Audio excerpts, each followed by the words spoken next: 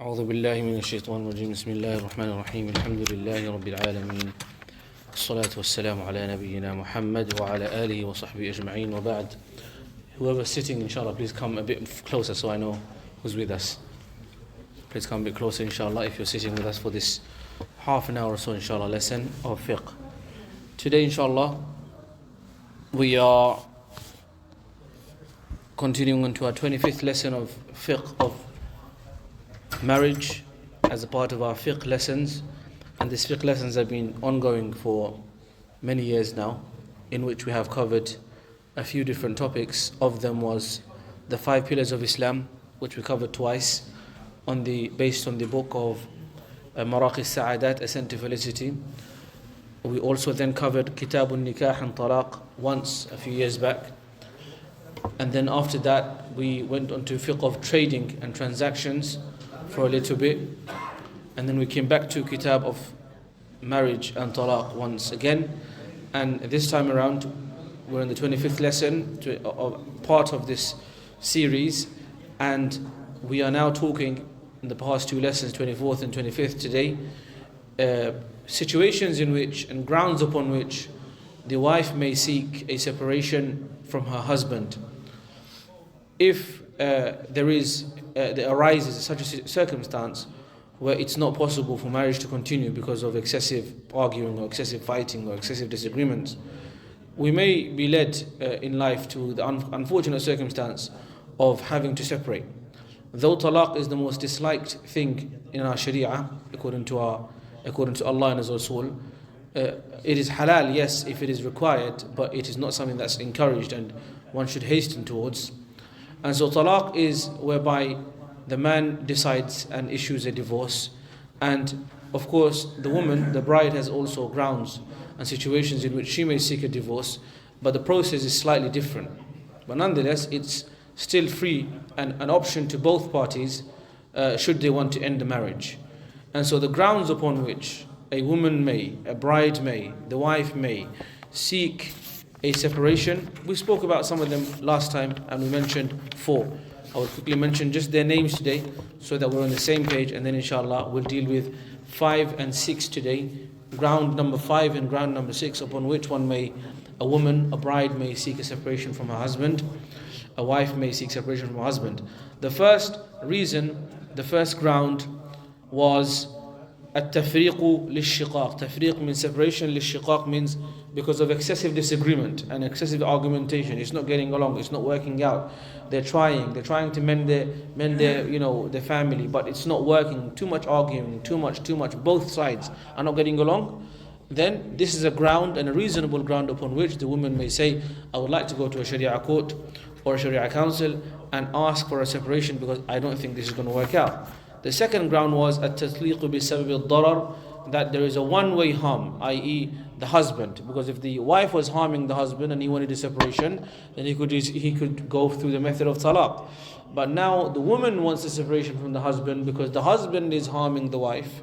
The husband is harming, whether it be verbally or physically, or all of these different, everybody has arguments, everybody has disagreements, but abuse is something else, ongoing continuously, whereby it's not bearable anymore.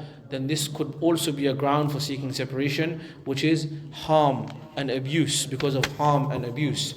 The third ground is that the woman may seek separation because of the man not spending money upon her, because it is her right to receive expenditure and costs and etc., and that he should spend on her and provide her with food and drink and clothing and medication and so on. If he does not, which is his legal duty, then she has a legal right to then go to a Sharia council and Sharia court and say, he's not fulfilling his right towards me, and so therefore I would like a separation. Now if the woman was not fulfilling her responsibilities and thereby her husband's rights, then of course, once again, as we know from before, he could end the marriage through divorce. But we're talking about the other side now. The woman wants to initiate the discontinuation of marriage, and so she can. The third ground is that he's not spending money and not fulfilling his responsibilities towards me. The fourth reason we said last week was also that the husband goes missing or is in prison for a very, very, very, very, very long time. We don't know when he's going to come out, or he's been absent for too long. So there's no news of him. He's just become absent without any confirmation, without any notification, and there is no. So how is the wife supposed to survive? How is the family supposed to run? Is she supposed to wait forever? Is she supposed to wait forever, or how long is she supposed to wait for? Is this a ground? Can she say that my husband's been missing for a year, or 2 years, or 6 months, and go to a judge or go to a Sharia council and say he's been missing for too long? I want to end this marriage so that I can live on. I can carry on with life. So this is again a ground, a reasonable ground according to fuqaha to go and seek out a separation. As for how long he's been absent for is a matter of difference of opinion between the jurists, and we said this very much in detail last week, that there are differences of opinions of how and the method in each of these issues, but that again is for the details for it to come out within the Sharia councils in the discussions and each and every single individual case by case. So there is some ikhtilaf as to how long does she have to wait before she can go and file for a separation because of his absence. But nonetheless, it is a ground, and she may do so if the husband just goes missing. In summary, she can't do that if he's been absent for like a few hours, or just gone on for like a weekend out and then with his friends or something and say, oh, he came back a day late, so this is not going to work. We're talking about absent without any notification, without any information, whereby family is not possible to continue, and then that's a ground for her to seek out a separation from a Sharia council or Sharia court. The fifth one today is, and the sixth we'll cover inshallah, the fifth situation in which the bride and the woman may seek a separation is because of a defect. If the husband is not happy with a particular defect in his wife, whether it be physical or whether it be characteristics related, then he has the avenue of separating and divorcing and etc. But if the woman notices certain defects within her husband, which is contradicting the primary objectives of marriage, from the primary objectives of marriage is intercourse, if he has a particular defect that's harming that and that right, the marital right, then that is a solid ground for her to go and seek a divorce because of that. But she doesn't have to, but she may do so if she wants to. Now we're not talking about we're not talking about small issues. We're talking about a proper defect that he cannot fulfill the rights. I know there are other discussions as to world adult siyasa, like performance and stuff like that. That is not what we're talking about. We're talking about that he can't provide that haqq of hers because he has no ability or etc. Then that is a ground upon which she can go and seek out. Now there is an ikhtilaf once again between the fuqaha as to what kind of defects are we talking about.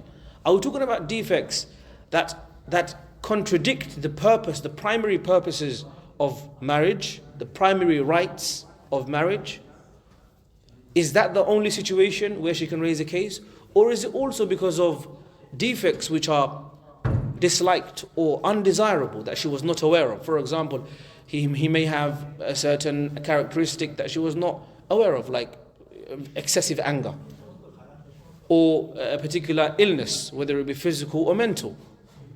We're not saying that that's not to demean anybody with that illness, but it's a matter of agreement. Is she happy with living with someone who she didn't know that he had physical health issues or mental health issues? If she wants to then chase it up and say, no, I don't want to live on like this, then that is that a ground? So there is an ikhtilaf. Some fuqaha will say that the only illness because of which you can take your husband to court to seek a separation are those which contradict the primary objectives of marriage, i.e. intercourse and the likes of that. Those are very vital to marriage, yeah? And other fuqaha have said, yes, those as well as anything that may cause for someone to not be able to like or love or feel passion for their partner, whether it be a severe disease, physical, like a skin disease or something like that, whereby it's causing a lot of harm to the other party, other person, then that is also a ground. But again, once again, these are not, our job isn't here to case by case solve all the problems of the world. We're just saying that these are possible grounds upon which you may seek a separation. As for the mufti and the Sharia council, that's his job or her job to go and seek out the details and case by case studies. That's the fifth circumstance, because of a defect. The man may also not want to continue in a marriage with his wife because of physical defects. Okay, he has his avenues for that, or he may even take it to court, because there is a difference between giving talaq and seeking a separation through something called fasq. Fasq is separation. So if a person gives talaq, then he only has three talaqs. Okay? In fact, he only has two talaqs. The third one is finished. There's nothing after that. So only 2 rounds, only 2 talaqs, after which you can, continue with marital life. But if it is established through the legal system that there is a reasonable ground for which you can separate this marriage because this information wasn't shared before, health issues, defects that contradict the primary objectives of marriage, then this may not be a talaq, this may be a fasakh. I.e., even if the separation occurred, then it may be just a separation. And then if they wanted to get married again, 1 talaq hasn't been used. So fasakh and talaq, the difference is fasakh has no limited number. Fasakh has no limited number, okay? And talaq has got a limited number, 3, okay? But first, if it is done through the legal system and it is not considered to be talaq, again, that is something, just a piece of information that you can store in your mind, that there is something called fasakh and there is something called talaq. If it is fasakh, then it's not limited by a number. If it's talaq, then it is limited by a particular number. What it is it a fasakh or a talaq? That's for the mufti and the Sharia Council to decide, based on the circumstance or the madhab or the situation and the gravity of the problem and so on. The 6th circumstance is not really a circumstance per se. Well, not always. It can be a circumstance. The 6th ground or the 6th method, this is not really a ground, this is a method. The 6th way in which a woman may seek separation from her husband is called khula'. Khula', okay? What is khula'? The ta'rif of it is, according to Ahnaf, حل رابطة الزوجية الرابطة أو حل رابطة الزوجية بلفظ الخلع أو ما في معناه في نظير عوض من الزوجة, which means that khula' is to discontinue, is to separate the connection of marriage, the marital contract, okay, with the word khula' or its meaning, okay, and this is usually done in exchange of a price. But this time the price is not coming from the husband, because this is not nikah. Nikah is where the price and the gift is, and mahar and dowry is coming from the husband. This time the price is coming from the wife. So what happens? What happens is a woman decides that she can't really fault her husband per se because of defect like that, or that he's been harming her, or that they're having too many arguments. None of these other grounds. She feels as though for other reasons, like I don't click with him or something like that. Some fuqaha have allowed that. Whereas other fuqaha like Ahmad ibn Hanbal rahmatullah alayhi and Ibn Munzir and others, they have said that there has to be a proper ground for it. There has to be a reasonable ground. But nonetheless, generally speaking, khula' is where the woman is keen on seeking a separation and the man isn't. Also, she can't prove that I need a separation because of any other severe reason like that. Okay, it is a problem, but it's not as severe as that. Do you see? It's like something that she's not comfortable with, a particular characteristics, right?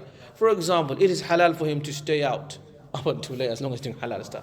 But she might say, I don't like it. I want my husband to be home every day 10 p.m. or 9 p.m. no matter what happens. Exceptions are for Eid and bank holidays. Apart from that, he has to be home every day. But the husband's like, you know what, I'm not doing anything wrong. I'm seeing my friends from the masjid. We're going to having some tea and stuff like that. And I want to be out until 1 o'clock. So they have like a bit of a dispute. Now, this is not a severe problem, but she's not happy with that. So she might say, I don't. But he'll be like, well, I haven't done anything wrong. I'm within my rights. So based on something like that she's displeased with a particular characteristic, a particular feature, she doesn't want to be with him. She annoys him. They don't get along. Some people just don't get along. Some people just don't get along. They like each other for a bit and then they can't stand each other. And that doesn't always mean it's black magic, because some people, there is the issue of black magic, but some people assume that it's black magic every time. They assume black magic too quickly until it's established. Anyway, not going to another discussion here. But the point being is that the woman is seeking the separation, and it's not necessarily because of a solid ground like we mentioned in the previous up until number 5. It's because of fighting, because of harming, because of abuse, because of not spending, because of absence, because of physical defect or mental defect, and etc. No. Okay. So she wants to get a separation from her husband. Now, is it fair that the man went out there and prayed, made dua, and spent so much money and eventually found a wife to get married to, and then a few months or a few years later she says, I don't want to be with you anymore, and then he should just say, okay fine, then you go and do that, and then I'll just go and do the whole process again? It's not fair on him, is it? Like, that's not fair, that's not justice. Exactly. So Sharia notices that, and Sharia says fine, you want to go because you're not happy completely, because you can't, it's not really a problem, but you just don't want to be with this guy anymore, then there is a solution. It's called khula'. But here he has a right to ask you for a price. He has a right to ask you for a price, and that price, it could be the same amount as the mahar. According to some fuqaha, it should only be the same amount as the mahar. According to other fuqaha, it can be more than the mahar. It can be more than the mahar. She might say, I gave you £10,000 mahar, I want you to give me £15,000 for khula'. He might say that. I'm not saying that he should. He might have said, you know what, you're so keen to go, bye-bye. I haven't got time to waste with you. I can also do the same thing. I can go and search again. How can you not want me? He could take that approach, but he can also say no. Okay? So a few things to know here. There is, of course, evidence for this in the Quran. Allah says, فَإِنْ خِفْتُمْ أَلَّا يُقِيمَ حُدُودَ اللَّهِ فَلَا جُنَاحَ عَلَيْهِمَا فِي مَا افْتَدَتْ بِهِ. That if they fear that they cannot abide by the laws and rules and regulations and the restrictions of Allah, i.e., live, within the rights and responsibilities of marital life, then she can free herself with a particular price, with a fee, with an exchange, with something that the husband is, okay, I'm happy with that now. So it can be the same as mahar, or it could be more. Yes. But in this case, we're only talking about from a woman's side. Yes. Because the man, if he isn't happy with his wife, then it's up to him if he wants to continue or discontinue. If she wants to discontinue, there's always, like we said from the very beginning, just like the man cannot divorce without a reasonable ground, same for the woman. Okay? Just like the man can divorce if there are reasonable grounds, the woman can as well. It's just the process is slightly different. And Sharia made it like that so that it gives the woman more time to think. Because you don't want to make a decision that's severe like that, in an instant, in an emotional outburst. And it's expected from men, because you're not suffering from monthly periods, okay, to remain consistent in your intelligence and remain calm. And even if you get angry, say whatever you want. Actually, don't say whatever you want. Say, express your anger in other ways than to say, I'm going to give you this and I'm going to give you that, I'm going to show you a divorce. There's no need for that. So women cannot. So we're seeing this in practicality, that this is happening. She's got all of these opportunities to separate. Now she wants to separate because it's not really a proper reason. She wants to just free herself from this guy, so she can agree. Yes. Does she go to a Sharia counsel for this? Yes, she does. She should. So what do you mean by using the word khula'? So using the word khula', meaning the man has to say that I give you khula'. He cannot give I give you talaq, because then it goes into a different kind of a contract or different kind of breaking. We'll come to once the khula' occurs, what kind of separation is it? Is it a talaq taken from the account of the man, i.e. he only has 2 more talaqs left now, or is it a fasakh because the woman sought it out and so he doesn't take the responsibility for it? It's a separation, yes. If he wants to get married to her again, she has to agree, she has to do qabul and everything again, he has to give to a mahar again if he wants to go. But does it reduce from his number of talaqs? We'll come to that towards the end of this particular topic. But the point is, which understanding what khula' is where the woman seeks out a separation in exchange of a price, which is stipulated and agreed between them two, based on whatever the discussions that they have, or based on their representatives. They have the discussion. So she might say, I don't want to talk about this. My brother will, or my dad will. He might I don't want to talk about this. My friend will, okay, or someone else. I will make him my representative, my wakil. I want him to talk about it. Okay, there's also an incident at the time of the Prophet ﷺ where a sahabiyya, said to the Prophet ﷺ that, my husband, I can't really fault him in any significant things, except for, I think she mentioned kufr, and of course this is assuming that, look, for example, it says in the story of Imra'ah, the wife of Thabit ibn Qais, okay, she came to the Prophet ﷺ, she said, O Prophet of Allah, Thabit ibn Qais is a man, I can't really fault him. There's nothing wrong with him in any of his character, or in any particular aspect of his religiosity. But I would dislike, and this is al-kufr ba'd dukhul. I'm not sure if this is to do with him leaving Islam afterwards, but there is a particular issue that she disliked about him, which is beyond, as in, it doesn't necessarily have to be a divorce because of it. And then she said that, I would like to separate from him. And then so the Prophet ﷺ said to her, are you going to give him back the garden that he gave to you as a mahar? And then he will give you will be separated from her. So she said, okay, I'm happy to give that garden back, i.e. the mahar back. And then he said to Thabit that take the garden and give her the divorce. So a few things here. From the fuqaha that have said that you can only ask for the same amount as the mahar, they've also used this hadith. Because the Prophet said, give the garden back. He never said, give the garden back or more. But the fuqaha that have said that you're allowed to ask for more, they've used ayah of the Quran, فِيمَا افْتَدَتْ بِهِ, that she can free herself with any amount. So he hasn't stipulated a number, do you see? So there is, of course, grounds and reasons why both parties have maintained their positions. So the point being is, it's possible for a woman to seek out a separation between her and her husband, okay, even when grounds are not solid, okay, but in exchange she has to pay. She has to pay a price if that is what he wants. If he says, fine, if you don't want me, I don't want you to. And it's the end of that. So there are some conditions of this, okay, that the money or exchanged amount, exchange that you're giving back to your husband has to be something that's considered to be mal, shari'i property. You can't give, say for example, some alcohol or some pork, because these are not mal according to Sharia. You can't give that. You have to give something that's considered. If it is mal he wants, then you've got to give something that's shari'i mal, which is a legitimate Sharia compliant property. Also, that the woman has to seek out the khula' by her own choice. She's not being forced to, she's not being coerced to. This covers both parties, that someone in her family is not forcing, or someone outside of the marriage is not forcing her to seek out the khula'. That's one situation. Or that the man is not trying to fast one. Instead of him giving her divorce, because then obviously he doesn't get anything back. In fact, he has to give her the remaining of the mahar if there's any outstanding. He's trying to bully her and harm her, so that she seeks the khula', and that way he gets the money and he gets to get out of the marriage. So that means he's coercing her, he's forcing her into seeking the khula'. So she's not being coerced and she's not being forced to seek out the khula' either from anybody, whether it be from someone outside, not her husband or her. She has to be by her own choice, and that the mal that she's giving is also something that is shari'i wise jaiz as mal, considered to be mal. As for there's, like I said to you, there is an ikhtilaf, like does there have to be some sort of a ground, some sort of a defect? Again, it's a matter of ikhtilaf, but okay, so we'll stick with that that some fuqaha have said there has to be some sort of a defect in him for you to go and come and complain about khul'. Others have said even if it is not, then it is still jaiz. As for the amount, is it the same amount as the mahar or more than the mahar? There's also ikhtilaf about that, and so on.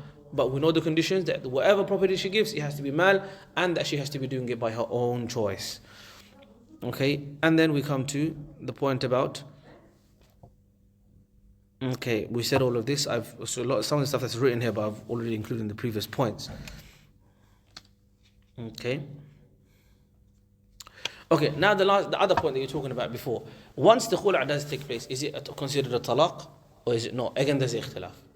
That if khula' occurs, does that reduce from the number of talaqs that the man can give his wife? Is it now 2? Is it now 1? Etc. Do you see? Or is it a fasakh? Is it a sharia court separation, and so it's not a talaq? That again, there is ikhtilaf between the fuqaha. So the mufti and the sharia council will make a verdict on that. So, the person who's asking for khula' and going through the process of khula' should know this information by the end of the process. That, how much am I paying? Am I paying more than the mahar, or am I paying the mahar amount? Is it a fasakh or is it a talaq? And there is ikhtilaf between the madhahib. And generally speaking, sharia councils may be madhab bound based upon a particular madhab. But I hope, and inshallah, I hope that when it comes to marriage cases and family matters, sharia councils take a wider, more broader approach, because it's required. Marriage breakdown is very, very, very common, and so we need to try and save marriages and save nikah as much as possible, regardless of, for example, you're Hanafi, right? But you can borrow an opinion from Shafi'i or Maliki to save the marriage. Why? Because it's that important, and we understand that at times of necessity, you're allowed to take any of the reliable opinions, regardless of whether you generally follow that school of law or not. Okay, so just a few differences. First of all, okay, just a few things, just a few points. The point is, if someone has done khula, she has got her khula and the khula is now done. Thereafter, can the husband issue her another divorce while the khula has already been done? Answer is no, because she's not in a marital contract with you for you to be able to issue the talaq. Okay? Only when she's in the marital contract with you, then the possibility of giving talaq is even existent. Otherwise, it's not. Okay? That's point number one. Point number two, it is allowed for the woman to give in exchange of the khula, not just a property, like say for example money or something like that. She can also give a particular benefit, a particular service, a halal service. So she might say, for example, if we do khula, then technically speaking, right, I don't have to breastfeed the children or the child that I have now. Okay, you would have to hire somebody to do it. But instead of, I'm not going to ask you for a fee for this, I will breastfeed the child, not ask you for any money, and that will be my price for the khula. Okay, so normally he might have to give, this is of course in certain cultures and stuff like that, we can't imagine here because, people use other resources like, Aptamil and stuff like that. But she can say that, it could be a particular service. She might say instead of giving you X amount of money, like for example, I will do accounts. If she's an accountant, I'll do accounts for 2 years. Or no, I'll be a lawyer for 2 years, something like that. These are also jaiz because that's a service she's providing in exchange of the khula. What they differ? For example, let's just say money-wise, the original price. Let's just say the man gave 10k mahr, and then the man's like, I want 15k, but then the woman's like, no, I'm not moving from 10. Imagine they differ something like that. Yeah, they'd have to agree upon something. What if they're both stubborn on that? If they're both stubborn, then the mufti will have to find a way to sort them out. But it's not going to get anywhere because if the woman is really keen on it, then she will have to. Just like it's the flip side of the coin. When the man wanted to get married to you, he was like, please let me get married to you for 5k. You're like, no, it's not happening. 10k it is. So he had to cough up the 10k. And now you're saying 10k, and he's saying, no, I don't want to let you go. I like you now so much, and I've built a life with you, so I want 15k because for the emotional, if you like, trauma, if you like. So this is up to him. He can ask that. That's his haq to his haq to ask for that.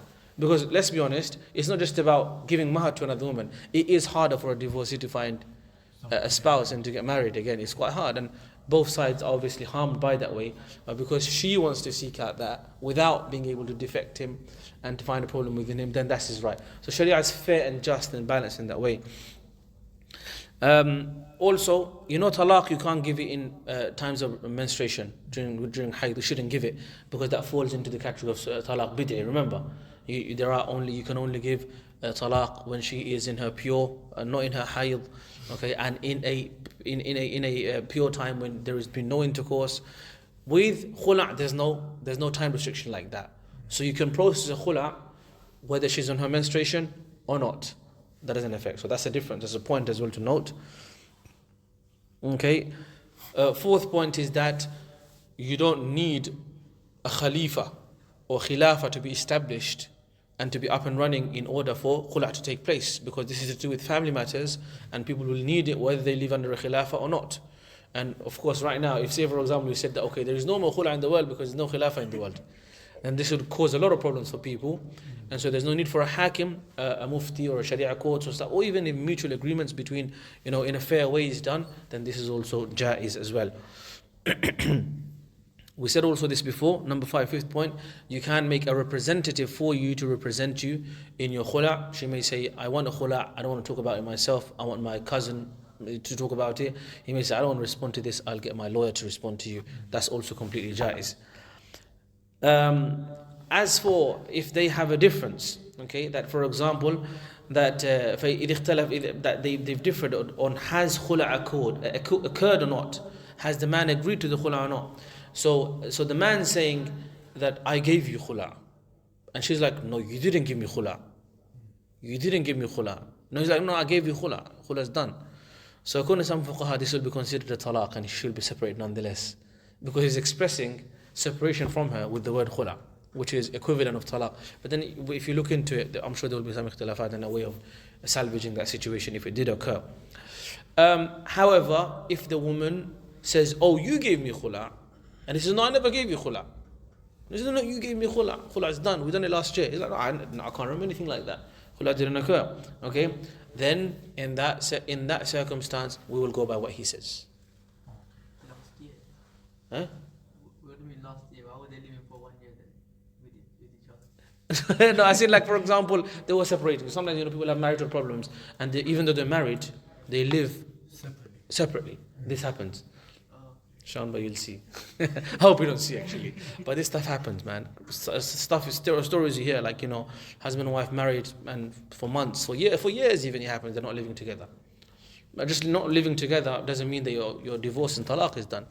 So the point being is, in summary, she's saying you gave me khula and he's saying I didn't. So we're going to go by what he says because he knows what he says. He knows what he said and what he's done. So we're going to have to go by what he said. And because he's denied giving khula, he can't say, okay, I didn't give you khula, but I still give my exchange. Obviously, that's common sense, right? But fuqaha, they like to be very explicit and very clear and make it clear. Okay, now if they say, okay, khula was done, but amount, how much was the amount? That's your question now. Okay, for the amount, what amount and what type? Did you say dollars? Did you say sterling? Did you say Bitcoin? Or did you say Ethereum? Which one did you say? If they have these kind of differences, then in that case, the woman's opinion will be taken because she's the one that's paying. So she would know better what she agreed to pay. Just like he would know better if he said it or not. She would know better what she agreed to pay and what amount she agreed to pay. In another opinion is that they would be made to swear and take an oath by Allah that this was what we agreed on or not. And that brings us more or less in the summary. This is the summary of the topic of khula. Okay, there is of course so much more detail that you'd understand if you live the practical circumstances. And that's the same thing with anything in theory. In life, theory is simple, nice and simple, but practical is very, very different. You experience it in real life, and you'll see there are issues that you maybe didn't cover or didn't hear of. This is completely fine. There are two more topics that we'll cover. It's called ila and al-li'an. Ila is a type of separation, and also li'an as well is another method of separation, inshallah. And I will take it easy and we'll cover that next time, inshallah. But for now, do you have any questions? Yeah, but it's not related to this. Okay, go on. That general talaq. So is one talaq enough to get divorced? Yes, it is. So what's the point of it? What's the point of the three basically? Okay, so this is a very good question. So if you divorce your wife once, okay, then you still have the opportunity of repairing that marriage. If you divorce her a second time, the Sharia says you still have an opportunity to repair that marriage with a new mahar and a new aqd and stuff like that. But for a third time, okay, Sharia is saying don't go to that extent because this is just wasting someone's time, wasting someone's life. It's not someone's life. You just divorce it and bring her back, divorce it and bring her back. It doesn't work, and it's a zajr. It's like to say that don't do this. Talaq is not good. We know talaq is the most disliked halal thing. So if you do it, if you're serious, then go ahead and do it. Don't play games with it. So the warning is, if you do it a third time, then you know what? She's going to be able to go and get married again. And she has to get married again for you to recontinue with marital life with her again. It's a very big deterrent. Because if you had unlimited talaqs, then no one would care about talaq. Does that make sense to you? So let's say the man gave the woman talaq and he didn't bring her back. Are they still married? So if he has issued the talaq and she does not know about it, then she doesn't have to follow the rules of it until she knows about it. No, but let's say she knows, yeah. and he gives it, but he doesn't take it back. So are they still married? So it depends what's happened. If he gives a talaq, the way he pronounces the talaq, okay, it can be a ba'in talaq or a raj'i talaq, the way he pronounces it. If he just says that, I divorce you, then this would probably fall into a raj'i talaq, meaning he can just revoke that talaq just as long as within the iddah period, just say, okay, you know what, I'm sorry I said that. I know it's one talaq gone, but let's carry on. That as long as it's within the iddah period. But if that same thing happens 2 more times, and the marriage is finished. The marriage is finished. So, but each talaq can be raj'i or can be ba'in. Does that make sense? Except for the third one, you can't have a raj'i third one. The third one is ba'in definitely. Ba'in means it's separated, it's done. You can't revoke it. The third one of the whole marriage. Yes, the third one of the whole marriage. So the first one, if he says, I give you ba'in talaq, a separative talaq, irrevocable talaq, then even within the iddah, he can't get her back that easily because he specified ba'in talaq. Does that make sense? But if he just says, I give you raj'i talaq or I give you talaq, then it will be, meaning he can revoke that just by saying, okay, let's carry on. Let's agree to carry on. He doesn't have to give her a new mahar or a new dowry like that.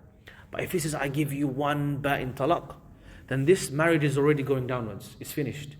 Meaning, now if he wants to repair that marriage, even within the iddah period, then he has to give her a new mahar and a new aqd. And after the waiting period, she is free to go and get married again. So if he gives her talaq, and he takes her back within the iddah period, Yeah. he has to give her new mahar. No, that's if it depends what kind of talaq is. If she gives her raj'i talaq, then there's no mahar. If he gives her a ba'in talaq, then he has to give her a new mahar. Yeah. I think So he's talking about, talaq raji, first type. But if the man doesn't take her back within the iddah period, he loses him even if it's the first. I think that's what he's talking about. is that what you're talking about? Yeah. So yeah, if he gives her raj'i talaq, okay, he doesn't specify ba'in, and then the iddah period finishes, then by the passing of the iddah, it becomes ba'in. So after the iddah, so they're not married anymore. They're not married anymore. If he doesn't take her back. If he doesn't take her back within the iddah period, they're not married anymore. She can go and get married again, and if he wants to get her back again, he can by giving a new contract. But if he does it up to a third time, then he can't even get her back with the contract. There's one more step. She has to go and get married to another guy, and they have to consummate the marriage, and then he has to either die or he has to divorce her naturally. It's a long process, Does nikah al-muhall, does that still happen today? Probably. I heard this this stuff happens in some countries, like halala and halala and all of that stuff like that. Nikah al-muhall is like, it's forbidden. We spoke about that before as well. Yeah, it's forbidden. You can't do that. Okay, any other questions? Oh yeah. So you know. Shana, are you married? So you know how 3 talaqs in one sitting, obviously there's ikhtilaf. Yeah. So is that in one sitting or in one? Let's say he said it one day, the first day, and then the next day, and then the next day. Yeah. Like that. So, Yeah. So that's a very good question because, we have the issue of giving 3 talaqs in one phrase. Yeah. Like one phrase, Yeah, and we have the issue of giving 3 talaqs in one moment, one sitting. One moment and one sitting is basically where, for example, this is one moment, one sitting, even though it might be 5-6 hours. But once everyone's went home, this moment and this sitting is finished. So generally speaking, if say for example I said to you something at the beginning of the lesson, I said, oh guys, at the beginning of the lesson I made this mistake, I want to correct it now. You'll be like, no big deal. But if you walk away and then, then you talk about it to your friends, they're like, oh, that guy made a mistake, like it's not, I'm saying, it's a bit different. So the point being is, within one sitting, there's like a connection within that sitting. You can adjust and adapt and update things within a sitting. So some fuqaha will say that talaq even within one sitting, even if it's mantiq, was considered to be one. But again, like I do believe that we should look for the easiest opinions, but there is also the issue of authenticity as well. Authenticity, like which one is more accurate, which one is more authentic in terms of reference. Does 3 talaqs within one sitting count as one or not? Nonetheless, with talaq, like even with marriage even, one should be extremely cautious, but with talaq, you have to be very cautious. Like you should refer it to a trained mufti or sharia counsel to deal with it, because this stuff always gets messy. Yeah, I know, I got that bit, but I'm asking if he said it in 3 different. If he says it in 3 different sittings, then it's finished. As far as I know, Wallahu A'lam, as far as I know, if he says it to her in 3 different sittings, then there is no way around that. As far as I know, maybe again, like I'm saying, as far as I know, I'm not claiming to have all knowledge. Maybe I'll learn something, but as far as I know, to this day, from all the discussions, all the studying, and etc., I haven't come across anybody that says that if it is 3 talaqs in 3 separate sittings, that are considered to be one. I don't think so. Okay? جزاكم الله خيرا. سبحانك اللهم أشهد أن لا إله إلا أنت أستغفرك وأتوب إليك. والسلام عليكم ورحمة الله وبركاته.